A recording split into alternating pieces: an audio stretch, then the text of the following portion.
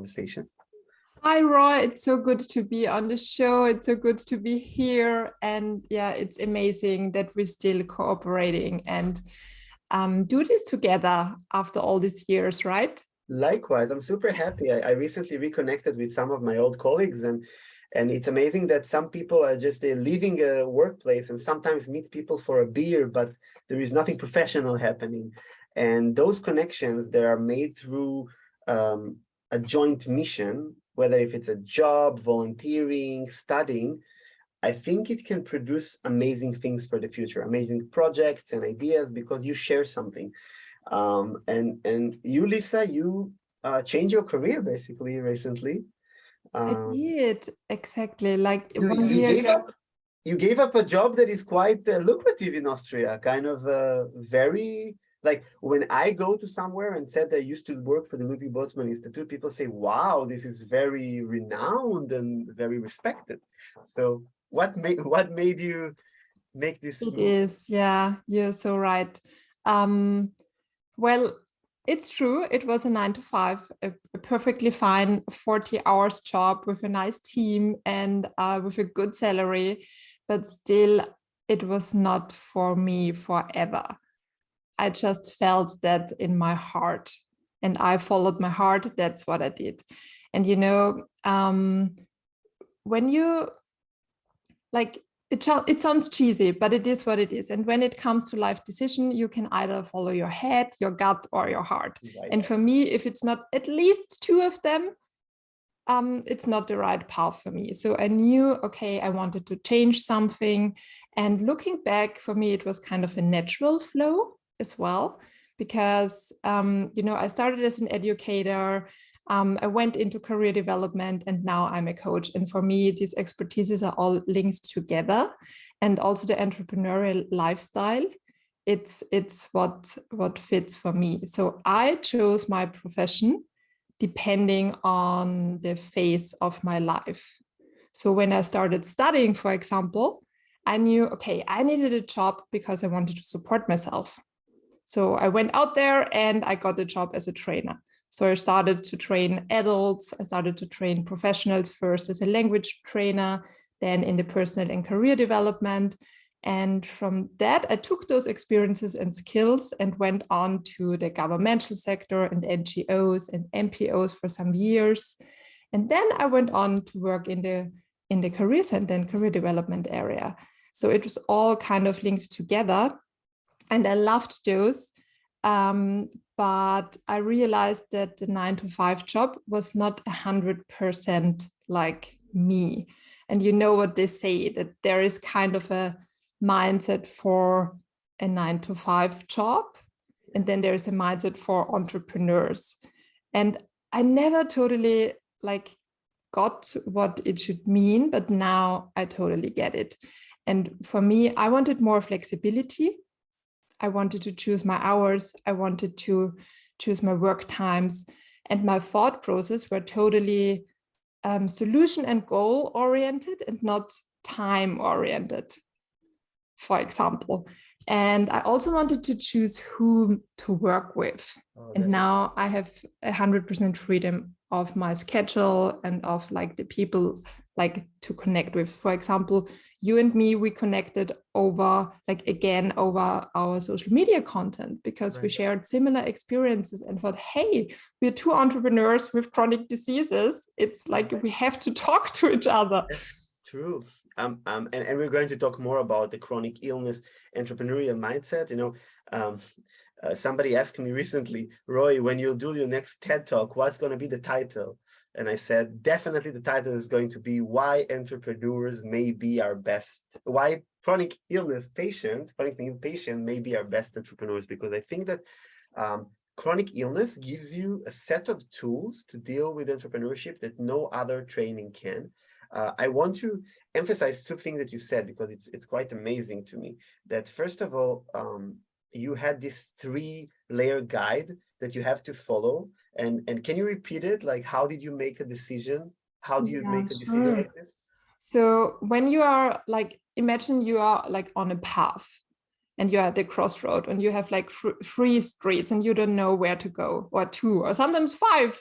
and you don't know what to choose, then one system we also use in coaching is listen to your head, like what is your brain, your rational side telling you, but also listen to your gut and to your heart.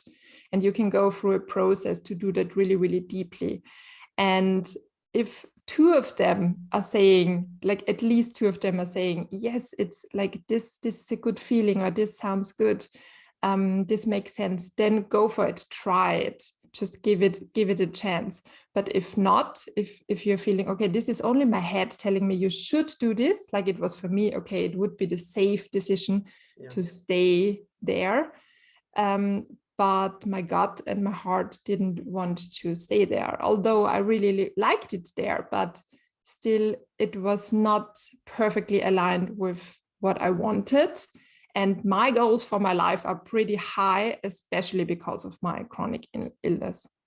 That's super interesting. And the second thing I think that people can take, in my podcast, a lot of the people that are listening, because I get, you cannot really know a lot from the analytics, but I get some emails from people, and most of them are people who are going through change of some sort, mainly to kind of leave their comfort zone. A lot of people with chronic illness, but also a lot of people that just want to change their career and change something about their life. And I think that some people think that it's a very deterministic kind of life, that if you choose to study engineering, you're an engineer for life. But we are not in our parents' generations anymore. And the fact that, look, you study education, I studied education, I have also a BEd, a Bachelor of Education, but I'm not an acting teacher at the moment. But I got so much out of teaching trainer, like the teaching training and the teacher certificate training, that I would never get if I would study right now business management or economics for my bachelor, I think. Not that they're not good for other things, but I think that everything we do in life, everything we learn, any training is like that you do is good. There is nothing useless. Even if you do a diving course and only once a year use it, there is something about the skill set, the stamina that you need, the kind of process that you undergo that gives you something for the future. So I take it with me from you that you went through a different path. Yes, it's all about human empowerment, I call it, like education, career development, coaching, but it's very different career, because most coaches that I know, they've been business executives or business professionals and then became coaches.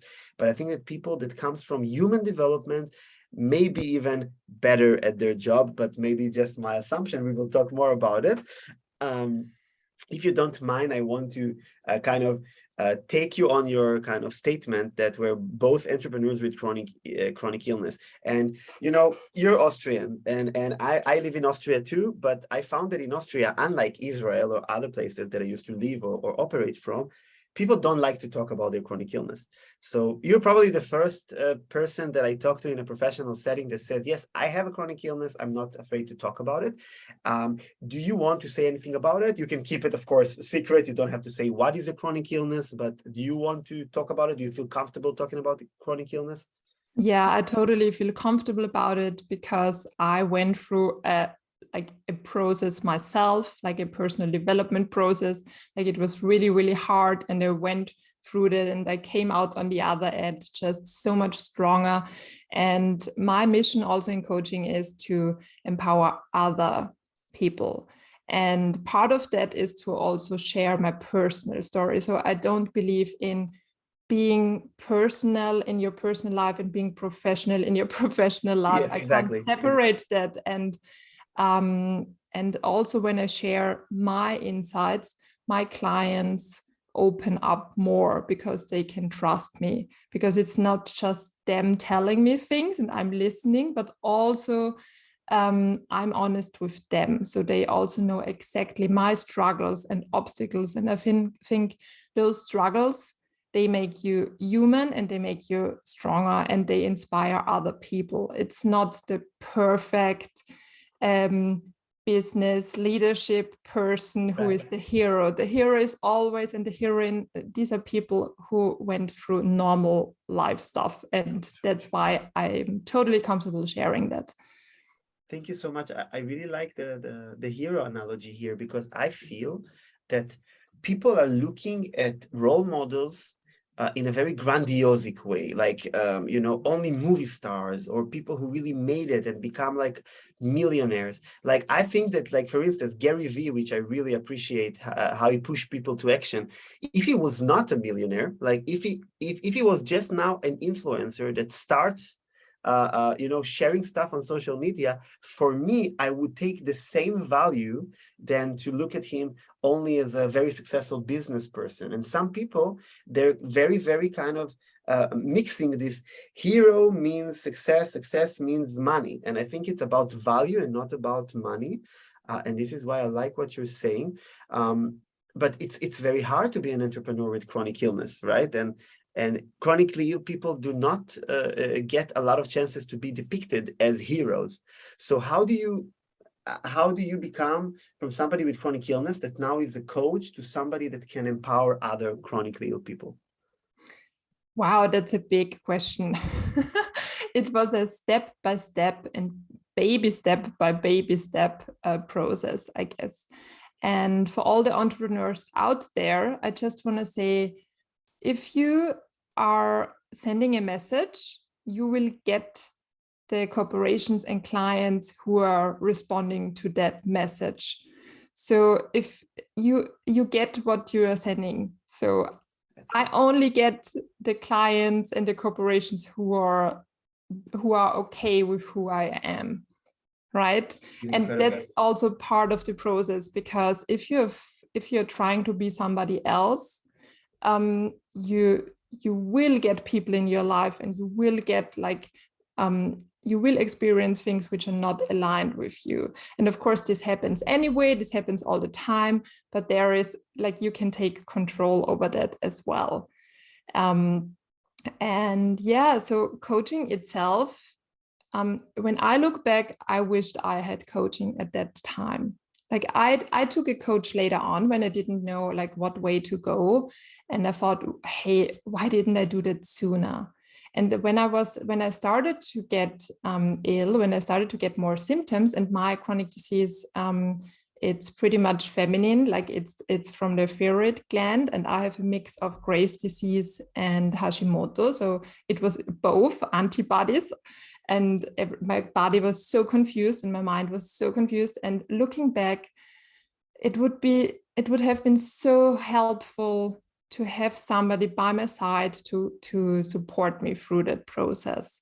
And it can be a coach, it can be a mentor, it can be, maybe you're lucky and you have like a good friend or family members, but the support is so important. And yeah, I mean, I came out on the other side as somebody stronger and knowing, hey, these are my values, these are my needs, and I can't afford to go over a certain border, because my body would react immediately. So I see it as a superpower that I immediately recognize when something is not working out. So I can go for a few weeks or months with something which is not good for me, maybe because I have to. I mean, we all have to have income, right?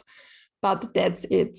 If I do that longer than that, then it will have negative effects on me. So this is why I know how important it is. And this is why I want to support others in value their own needs and goals and wishes. Thank you. I really think that what you said here, it's really touching me, because I also see it as a superpower. You know, with my illness, I have POTS syndrome, and my listeners know it already. But with POTS syndrome, in a lot of cases, because the regulation of the sympathetic nervous system is so crazy, dysregulated, you cannot really get upset and angry. So I have a superpower that I cannot be in a stressful environment, which is strange. You know, I used to be a paramedic. I used to be, you know, I was in the army. I was in very stressful situations in my life. But now it's not about this kind of stress. I'm sure that if there is an accident and somebody is injured, like it happened to me in the recent years, that I had to respond and help. Of course, I will know what to do and I will react. And maybe I'm not very strong because of my disability, but it's not about this kind of stress. It's about the daily stress. And I think that this superpower, that chronically ill patients have better thresholds, that they don't need to get burned out like other people maybe, right? And instead of looking at your life with chronic illness as a disadvantage, you can actually look at it as advantages with, first of all, the option to choose, because like you said, you can choose who to work with. You don't have to work 9 to 5. With post-corona world, you can work online. You can study online. You can choose how you work, but you do need support. Even though you have this superpower, you need support. And I wanted to ask you, Lisa, what kind of coach does a person with chronic illness need? Because I know about health coaches and I know they're doing a great job. I'm all for health promotion. You know, I have education in this field. And I really think that health coaches should be incorporated already in schools to empower people to live healthier life. But is this what you mean? Like, is that exactly the type of coaching? Because this is not what you're doing, right?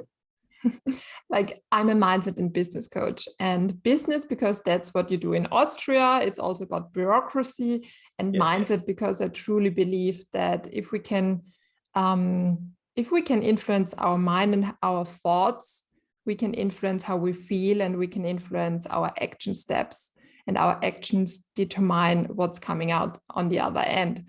And of course, there are coaches now out there for everything, for health, for work, for leadership, for families, for relationships, for everything. At the end of the day, you have to get to know that person, and you have to trust that person. And there are different approaches out there, and you can just listen to somebody you trust who tells you, "Hey, this is a really good coach," or you can.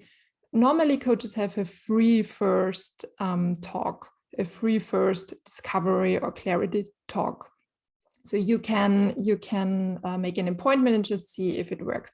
What I think, but it's just my personal opinion, like what I think people with chronic illnesses need is somebody to address the overwhelm, for example, because at the beginning, you know, when you have a chronic illness, and especially at the beginning, there is a lot of stuff happening, like lots of stuff. And it's not all fun, right? I mean, sometimes it takes years to discover the causes for symptoms. That's So true. what's coming up in an uncertain situation is, of course, uncertainty. And with that comes that you feel unstable, fearful, confused, sometimes alone. So you need somebody who addresses all of that. You need somebody who addresses the overwhelm, the loss of control, the feeling alone, also the identity crisis. Because I remember when it was so bad that I was sick every 2 weeks for some months, I remember the thoughts, wow, does this change my identity? Do I have to be a new person now? What's with all my like passions, like traveling? How do I tell my friends I cannot make plans anymore for the weekends? Do they love me? Do they still love me? What and when do I communicate what's going on to people I date or to my work? And what's about my dreams and goals? So there's so many things going on. And to have support in that areas, that's so powerful. And I especially remember when some doctors or some loved ones told me, Lisa, it's okay to say that you are not well, and never give up. Like those two sentences gave me so much power. And imagine you're meeting someone every week going through that things. Right. Yeah. It's so strong. You know, it's so resonating with me because first of all, some of my listeners, I'm not good with self-marketing. I'm good with a lot of things, but I'm very modest, so I'm not always pumping up what I'm doing. But you know, I've started a social startup called the Patient School, and this is exactly what we do. We are developing a patient empowerment platform that has been in development for the last year, and this is exactly what we're talking about, the sense of purpose, the guidance, the dealing with the grief of what it's like to be with this new identity, with the uncertainty. So this is something that we work very hard on one direction. On the other direction, you know, most of my book is talking about it, and my book Revolution from My Bed is talking about this crisis of a young man going through this identity crisis of becoming ill. and the uncertainty around the misdiagnosis or the lack of diagnosis, I'm really resonating with what you're saying, because recently I'm doing my master's degree in health management and policy here in Austria. And I do it not because I need a master degree per se, because we can talk about education maybe in another episode, because it's super interesting to know, because you're an expert of career development, that people think they need to go through a certain path. But I only do this degree because I'm trying to fix healthcare. I just want to know as much as I can about it. And of course, that you can read and learn by yourself. But sometimes academy, I have a lot of criticism on, but the curation sometimes is really good. That somebody is telling you, this is the trends, these are the trends that's happening right now, and so on. And what I found out recently from several of my professors is there's a new field in management science that is called self-management. And it's a lot have to do with what we're talking about. It wasn't developed for that purpose. It was developed for better management skills for CEOs. But I'm noticing that if patients with chronic illness can better do self-management and have support, like with people like you, like mindset coaches, and have resources and take care of their mindfulness and the physical maintenance, I think that the outcome may be much better for those patients in their daily life. Because I certainly believe today, even though I have medical background, I still believe that the mindset that you have as a chronically ill patient really determines how your life is going to look like. And this is hard to say to some doctors, because they say, hey, if you take this medication, these are the studies, and if not, not. But I've just realized, on paper, I'm 100% disabled. Like the legal statement from the state of Israel is that I cannot work a day in my life. I'm totally disabled. And it's there for a reason, because I have entire weeks that I'm just in bed and I cannot do anything. You know how it is. But on the other hand, I have peers, I have friends with POTS syndrome who had 20% legal disability. Mm-hmm. They are in bed, and I'm the one traveling the world now to speak about my book. And what is the difference between us? Like, I'm more sick, they're more sick. Like, what is the difference? I try to go in and say, is it hormonal? Is it because some of them are females and I'm a male, and the hormonal system and the immune system? And then realize, no, what I'm seeing, not empirically, but what I'm seeing with my eyes is that I have better self-management and better mindset management. Do you have any comment about that? Like, how can you work with a patient with chronic illness that now has this sense of purpose that is completely damaged? How can you help them build a better mindset? Mm-hmm. There are a few parts of it, of course. So first of all, it's the awareness where you are at right now.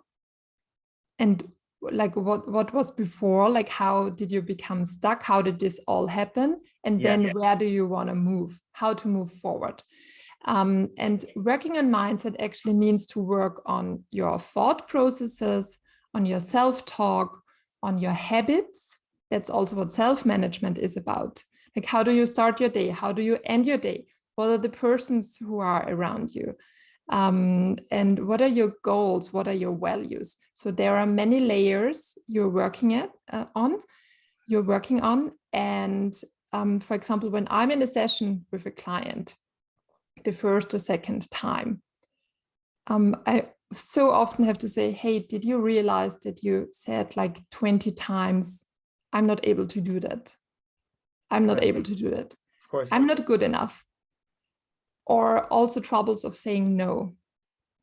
Troubles of saying what you want. If I ask people, what do you want? They normally tell me what they don't want. Exactly. So our brain is like a muscle, and we can train it. And like going to the gym, it's a process. You don't go in there once for like a day, but you go in there several times for some amount of time. And over a month, you will see improvement. And over 2 months, you see even more improvement. And that's how it works with coaching as well. So you're talking about habit creation for people with chronic illness and for people in general, because I think personally, I really like psychotherapy. I think that psychotherapy should be accessible as going to a GP. Really, I think that every person in the world should have like your head hurts, you're going to your family doctor, you can go to a psychotherapist. I think it should be part of education system. But what I love about coaching is the practicality of it. And the habit formation part is quite amazing to me because, in order for me, I could not walk and talk, right? So I had to teach myself at the age of 27 towards 28 to do it. And the way I did it was to create a habit of rehabilitating, going on a walk every day, which was very hard. Um, and people sometimes don't understand that if something is hard and you stop doing it, it will never happen, that you have to really take a baby step and build it. And I think that coaching is a beautiful way and a practical way to deal with more daily life struggles. I'm not now talking about benefit or disbenefit of, or comparing coaching to psychotherapy. I'm just saying that coaching in general, especially mindset coaching, can really help you set habits that will empower you throughout your life and not only now, this moment. And I can give you an example of most people that are around me, and I ask them, they tell me, oh, I cannot change my life in any way. I'm so lazy, blah, blah, blah. And I tell them, are you flossing your teeth? And most people, you'll be surprised, the most beautiful and clean people that most of them do not floss their teeth.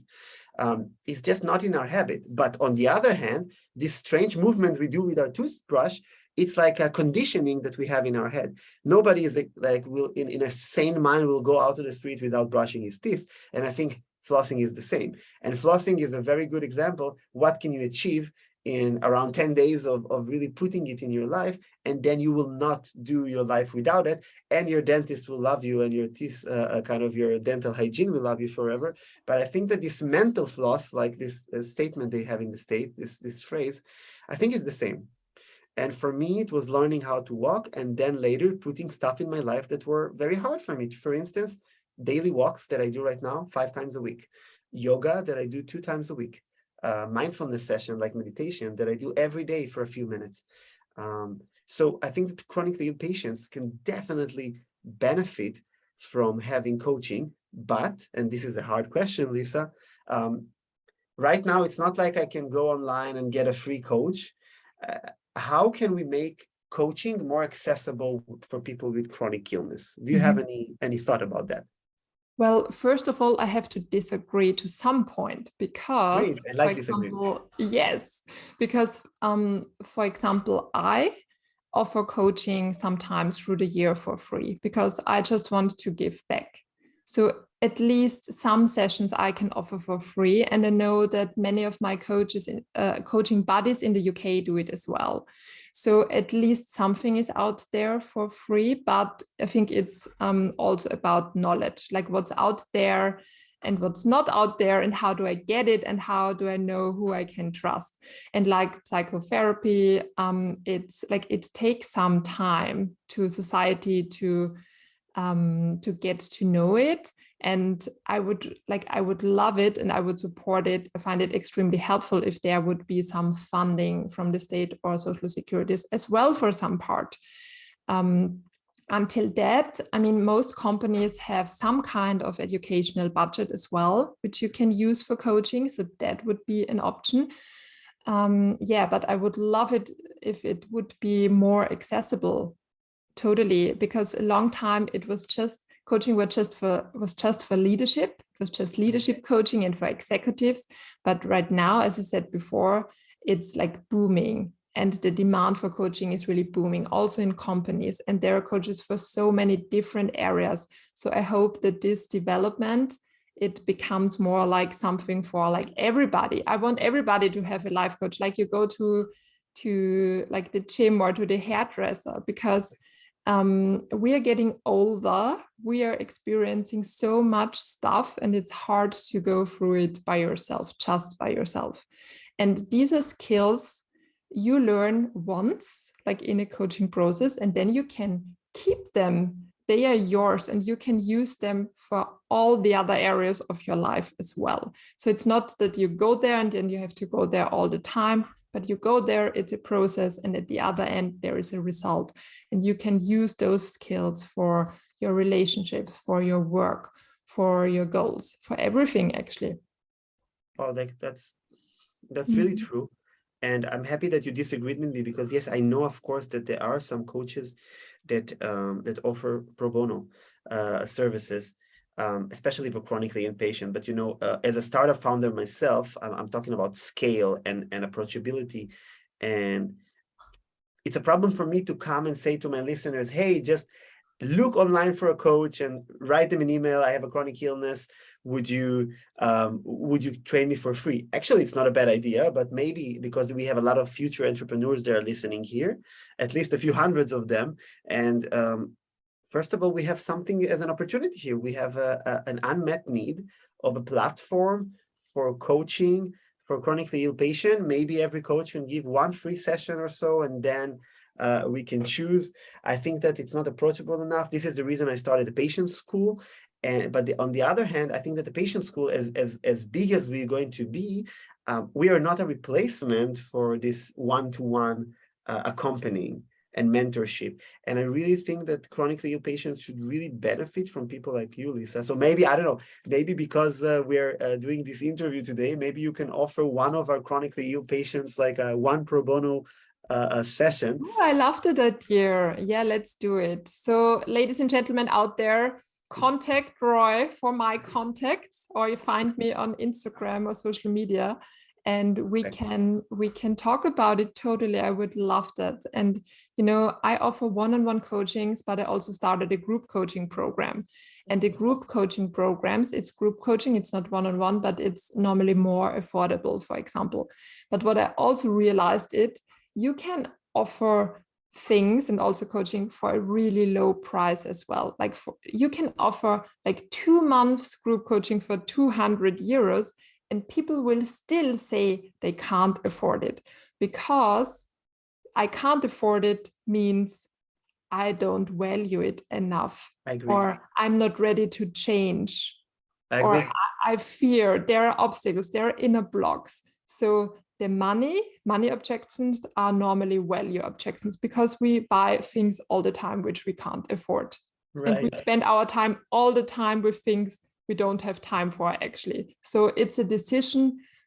Everybody out there, it's your decision. Nobody will come to save you. You have to do it yourself. You have to get the support. You have to take action, because time, it's the most valuable resource we have. It's just the one thing you can't get back. You can get money back, you can get clothes back, you can get your phones back, but you never will get back your time. And we only have one life, and we can't waste it. I'm really touched by what you're saying, because when I was a kid and the ants were pinch my cheek and say, I wish you only health, and I say, I don't need health, buy me toys, give me money. Now I realize that time and health are the most important thing, really. And health you can get back if you work really hard. Time you can never get back. I totally agree. I will, of course, link your website in the podcast link and in the rest of my social media when my team is going to post about it. I think, Lisa, that even in our patient school, when we tried, with groups of patients, even to have a 60 euros per month subscription, patients still didn't want it. And what I realized is that it's completely in the mindset, because some people want to get better and some people do not want to get better. And there are patients, which I call the blamers, that everybody else in the world is to blame for their illness. And no matter what you do, they're not ready yet to do a change, to make any change. There are the other complete opposite polarized group like me, and e-patients and power patients. They will go and start a patient organization. But the middle group are the people who really wants to get better, and they don't have the curation of the knowledge right now how to do it. And I think those groups that we tend to are the group that are kind of ready. Everybody can be ready, but you need to have some sort of process. I always say, and in my book I repeat it a few times, that you have to be sick of your sickness. You have to hit rock bottom and say, that's it. I'm ready and willing to take the effort. So it doesn't matter if it's 50 euros a month or 100 euros a month. Of course, that if somebody has a tremendous economical problem, I'm sure that you as a coach, me as a person who works with people too, will find a way to help them. But it's about the willingness. And I think that what Lisa is doing with group sessions is also very empowering, because cohorts of different people together are really supporting each other. So I'm going to take you up on your offer, but also I'm calling other mindset and other coaches here that listening. If you want to offer for somebody that is lying in bed with chronic illness, a free pro bono session, please contact me. I would love to put you up there. And I have, I think, a final question for you, Lisa, before I let you ask me maybe a question, because I always let my interviewees ask me a question too. I want to ask you, it's a jungle out there. With psychotherapy, at least within the framework of the state or country that you operate, you have a registry, you have a regulation. Like you can know if somebody is not a real psychotherapist, but somebody who is doing alternative kind of training. He or she has to register it. With coaching, it's a jungle. So if I have a chronic illness, I'm more sensitive, I'm more vulnerable. How can I choose a coach that I know I can trust with my kind of vulnerable state? Like you always do it in every area of your life. You're looking for recommendations. You're looking at the person. You are checking out what they are doing. If they are transparent, if the authority is like valid, right? Yeah. And for example, I'm on social media, so people who are interested in working with me, they know exactly what I do because they see all the videos out there. They know exactly what I can do and what I can't do as well. If you're not sure, if you have a bad feeling about somebody, just check them out and see if you trust them or not. It's the same with like in the medical field, or if you want to build a house, right? You have to check them out. And that's what I advise you to do, to choose somebody you trust. And to build that trust, you have to have something first. And that's different for everybody. For somebody, it might be a Google recommendation with 5 stars. For somebody else, it would be a recommendation of a friend. For a third person, it would be the mention featuring in certain magazines like Business Insider or Forbes. It depends on what you need. Thank you. I think it's very important to say it because there are a lot of charlatans out there, and because it's not very regulated. In Europe, by the way, people that are not from Europe and listening, most countries have regulations regarding coaching. This is why Lisa is first stating that she's a business coach and then a mindset coach, because here it has to be mentioned. It's regulated in Austria. Also in Germany, there are master degrees, right, to teach you this. Yeah, in Austria, it's really strictly regulated. And in Austria, it's easy to check out somebody because you can just go on the WKO, like the website for businesses, and check the A to Z registrations. And then there you will find the names and if the people are really registered. International wise, you can do that as well. But of course, you need to speak the other language and you have to know where to look. But there are possibilities to check out that person for sure. And I think that for me, the main differentiation here will be everybody with chronic illness needs psychotherapy too. And I think that I would not replace coaching with psychotherapy in general, because some patients feel more comfortable with a coach, I hear, or it's cheaper sometimes or more accessible. I think a responsible coach will also direct you to a psychotherapist if needed. If a coach will recognize that there is some severe problem that needs attention, he or she will do it. And I think that coaching is something that can be looked at, in my eyes, as a weekly mentorship session that you cannot wait.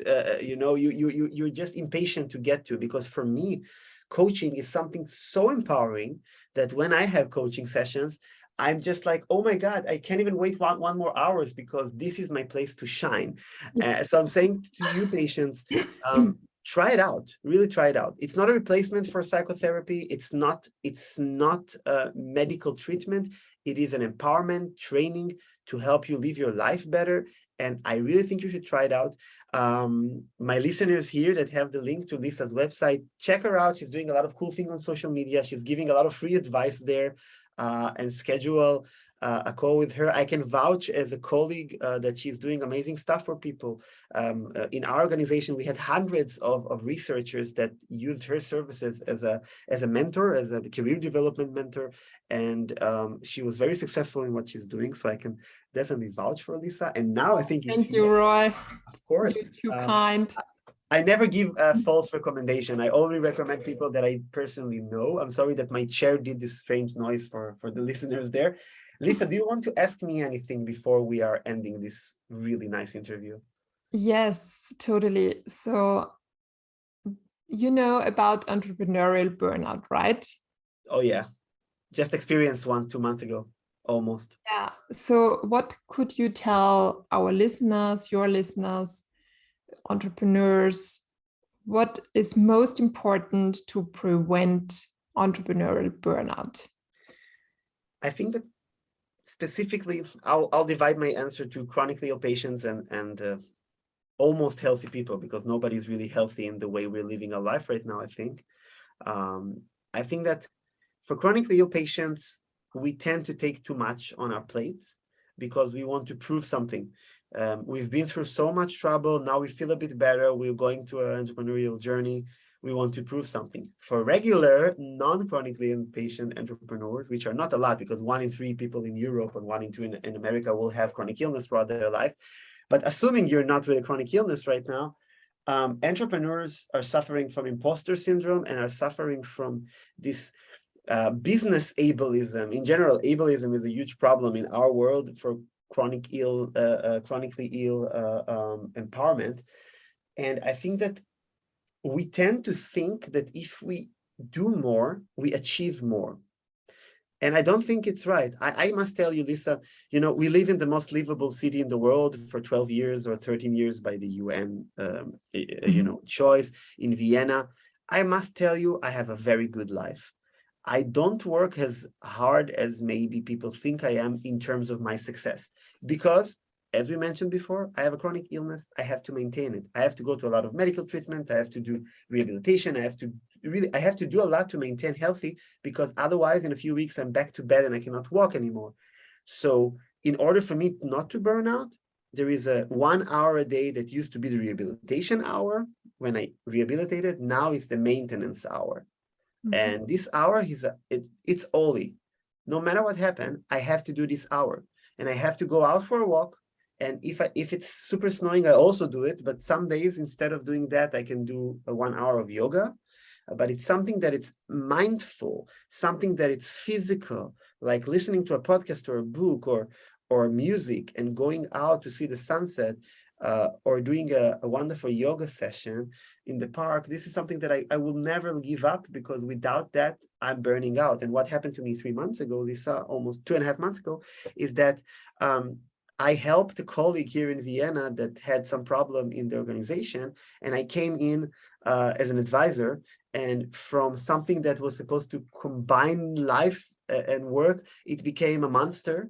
And with all my other activities and my charities and writing the book and launching it, I just felt that burnout is coming. So then I did preventive measures. I did coaching with a coach I worked with for many years in Israel, a colleague. And I did psychotherapy kind of advice. We have in the university psychotherapy. I just called center and I say, I need a call with you, which is not a shame. If you're a student in any university in the world, we'll have free emotional support for you. So know it and use it.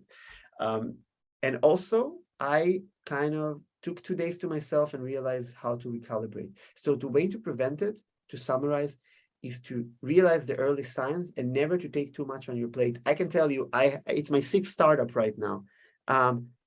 Everything you see, it's an inflated bottle of, I don't want to say BS, but this chasing of investors.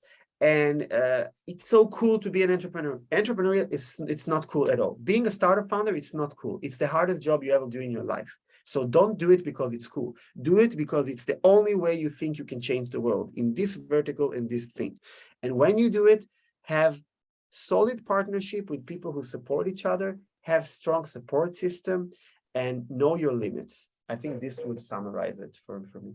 Oh, I loved that. Thank you so much for telling us. And I love the maintenance hour. I noted, like I wrote it down because I really love that expression, the maintenance hour. I will tell my clients about it that I No, heard please from do. Roy that he's doing his maintenance hour and it's working for him. Love that.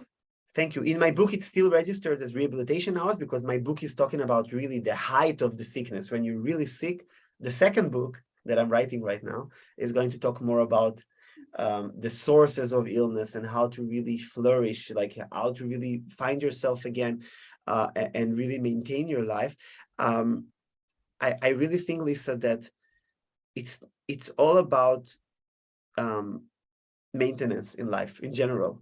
It's really is because we are usually, unless you have something genetic congenital, you're born in a very functional state. You know, it's not like a car comes from the factory, it's functioning. And if you're not maintaining the car, if you're not maintaining, you know, doing the yearly treatment, if you not change oil, if you're not keep it shiny, it's going to be broken. And I know it's a terrible analogy, but I've noticed it with my life. For me, again, I have a superpower. If 1 week I'm not going on a walk, I already start to faint again and have pre-syncope. But if I'm doing walk, if I'm going to the gym, I do EMS because it's easier for chronically patient. EMS is like there is a suit with electrodes that you don't have to work so hard. But no matter which sport you're doing, maintenance, maintenance, maintenance. Do you have any other question for me before we wrap up these amazing hours together? I have so many other questions, but I will ask you when you come on my podcast, which I will start in autumn. I can't Because wait. I'm sure you will add so much value to their lives, and I made my notes on my little paper Wonderful. there, and I will ask you so many questions. I can't wait. You know, I always tell also my listeners, sometimes people email me and say, oh, Mr. Roy, I'm so sorry to bother you, but I have a question. Guys, like, this is why my email is out there. Ask me. I'm not Elon Musk. And even if I were, maybe the time management would be a problem. But I'm here to help people. That's why I exist. That's why I've been through 10 years of nightmare and hell of a illness journey. I think that you can always seek for help, always seek for answers, and always help other people in their journey. And I always tell my listeners they should have their own podcast as a healing process. So I'll be honored to be one of your first guests. Lisa Grum, she's a wonderful mindset and business coach. She's a career developer, and she's also an awesome human being that I know personally because we used to work together in the same office. I really recommend you to check out her social media and her services and to take some notes from what you heard today, because I think it's like a gold mine of advice from maybe 20 years of combined experience here. And I let Lisa summarize the episode for us because I always like to give my guests kind of the opportunity to do it. Well. Okay. So we were talking about coaching and how it can help people with chronic illnesses. And as I have my own chronic disease and Roy as well, we know that it can be your superpower. The question is, are you ready to change your life? Are you ready to move forward? If you are, all the skills, all the tools are out there. Just take action and you can live a very, very happy and fulfilled life. Oh, I wish I had you as a friend in uni. You really can summarize things very well, Lisa. Thank you so much for this summary. Thank you, Roy. Thanks so much. It's been a pleasure, and I can't wait to be on your podcast. Check out Lisa's website. Check out my new book, Revolution from My Bed. It's out everywhere in Amazon, in Barnes and Noble, in Australia, even in some networks, in Thalia, in the German-speaking countries. Just Google Revolution from My Bed. You'll find it. I think this book can really help you. It's talking exactly about what me and Lisa were talking about. And I cannot, talk about my own amazing book that I wrote, but I really think it can help. Like, I wish I had a book like this. And also, Lisa, I wish that I had a coach like you to support me when I was chronically ill. So seek for a coach that will support you. And I'll see you on the next episode. See you soon. Bye. Bye-bye.